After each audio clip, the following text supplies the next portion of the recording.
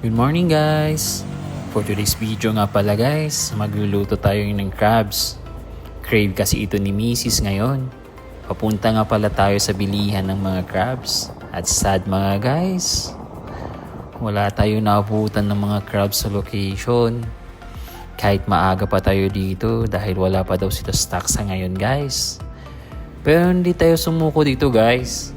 At napag-alaman natin na may isang lugar pa dito na nagbebenta ng crabs guys. At pinuntahan namin ito agad guys. At nakita din namin sa wakas na meron sila benta na crabs dito.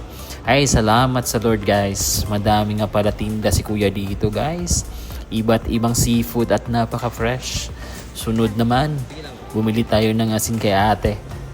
Para sa crabs natin, gulat si ate oh. Bakit madami? Dito nga pala ito sa Santa Cruz Market ng Zamboanga City guys.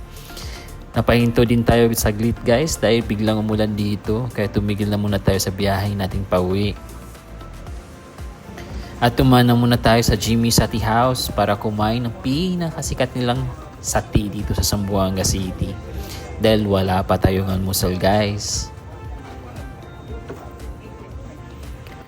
At ito na nga, nakauwi na tayo guys at nililinisan na natin ang mga crabs natin bago natin ito lulutuin. Naganda na rin pala tayo guys ng asin sa kawali para sa lulutuin natin na crabs. At pinagtulungan na namin ito nilagay sa ating kawali. Dahil buhay pang mga crabs natin guys, baka tatalon pa sila guys. At nilunod na natin sila sa asin guys para maluto na ito. Siya nga pala guys, ang tawag pala sa ganitong luto ay Cauldron Salted Steamed Crab.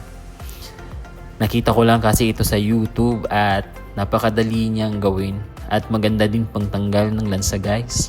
Alam niyo naman, ang mga buntis medyo mapili sa pagkain at sinubukan ko na para sa crave ni Mrs.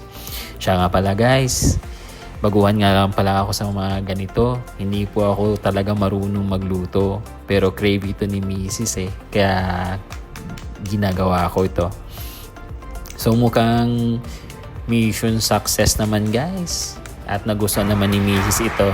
Di naman ito maalat guys. That's all for our video today. Thank you.